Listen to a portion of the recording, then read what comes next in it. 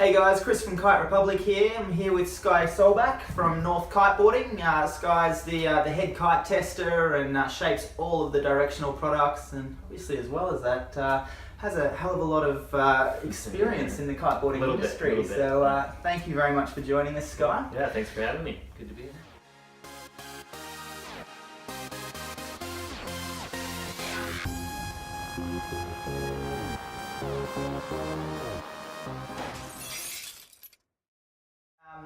Yeah, the reason we're here at the moment is for the 2018 North Kiteboarding product range, and while Sky was here we thought we'd steal him away for a few minutes and just get a little bit of that knowledge and the stuff that we don't get to hear that much of, so thank you very much. Yeah, thank you. I guess firstly, Sky, the kite range has changed a little bit this year. Yeah. We might start off, start off with the new Rebel. Okay. So if you could tell us a bit about that, that'd be awesome. Well, there's some really huge, significant changes to the Rebel this year, and this is something that we've actually been working on for quite a few years now, kind of behind the scenes, is that the Rebel now flies on 4 lines, so it no longer flies on a loaded 5th line.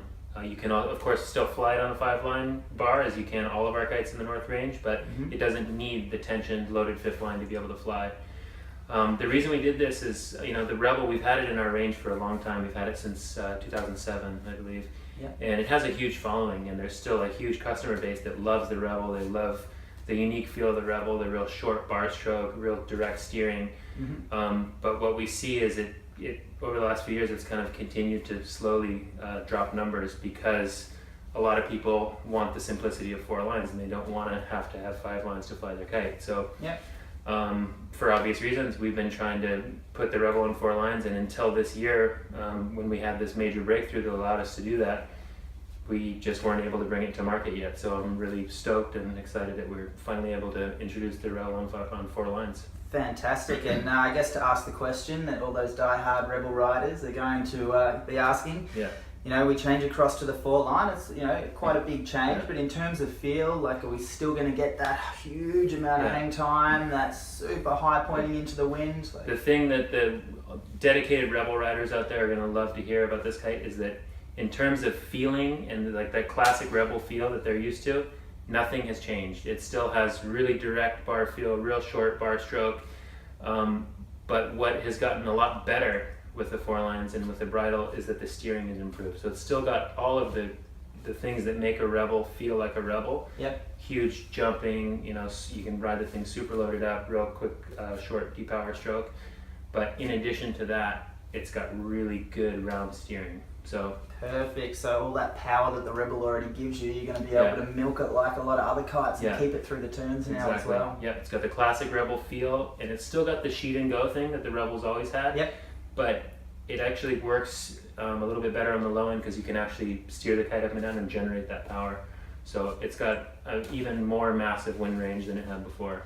Very exciting, and I know, look, we have some absolute die-hard Rebel riders. We have some riders who would love to be riding the Rebel and everything about it, but just for some reason haven't taken to the 5-line thing. So we're stoked about this. Yeah, I think it's interesting. It's going to be interesting to see where it goes next year because we've slowly lost some Rebel numbers over the year, and I think this year will probably be a turnaround year for the Rebel, and we'll actually gain some numbers, and it'll be interesting to see where it goes on 4 lines. I think people are going to be really stoked. Absolutely, I'm excited and looking forward to hearing responses on it all. Yeah, me too. But I believe there's a change in the fabric this year, which is obviously quite exciting and a big thing to do. Can you give us a quick rundown on? So we're offering. So I'll just talk a little bit about what we were doing in the past, like with our D2 fabric that we introduced. It was a cooperation with Tajin. We did this fabric together. I want to say probably even more than 5 years ago now, but that's what we've been using up to this point. There's a lot of hype within other brands on the market. They're using. We kind of started this whole thing with using different fabric. There's a lot of other brands that are now kind of snowballing onto that, similar ideas. There's some other ones out there that other brands are using, which we tested and didn't go with for various reasons, so we weren't quite happy with the performance. So we developed this new fabric together with Tajin, which is just a little bit different than our D2 fabric, and it's called Trinity TX. So our D2 fabric was 2 threads running one direction, 2 threads running the other direction.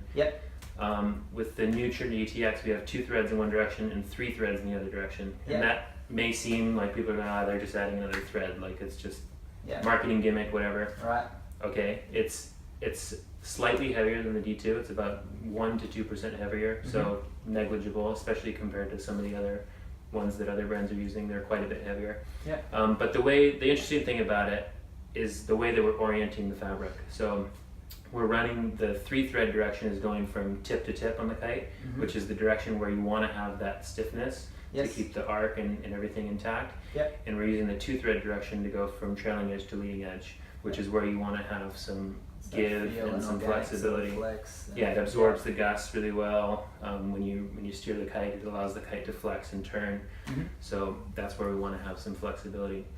The other cool thing about it is, like when you crash a kite, often you're pretty much all the time you're going to have the kite ripping from leading edge to trailing edge. It doesn't rip the other way. So that's the direction where we have the 3 threads, and so that's going to be the most tear resistant direction. Yeah. Okay. The other thing to mention is similar, just like our D2 fabric that we've had. Each individual thread is coated before it gets woven into the fabric, and then once it's woven, gets coated again. So it's got this massive UV resistance, and so not it just doesn't that's break down. and to make a point of that, that's not a standard practice by all brands. Exactly. Like what I guess what would the probably more standard or traditional style be? How would that? Well, the threads wouldn't get coated before getting woven. The fabric would be woven. It would get the coating on the outside of it for UV protection, which lasts for a while. When you first get the kite, it's crispy and nice. You get that nice new feel. But over time, flapping in the wind and getting the UV breakdown, it definitely wears out a lot quicker over time. So we have that extra layer of coating that keeps it crispy a lot longer. That North extra super long lasting crispness. Love it. Well, Sky, thank you very much for your time and for joining us down here in Oz again. No worries. Yeah, great to be here. And congratulations on a fantastic. I know there's a huge team there as well, but it's some amazing work, and we're super excited for the 2018 North Kiteboarding products. All right, thank you. Cheers for watching, guys. Thanks, guys. All right.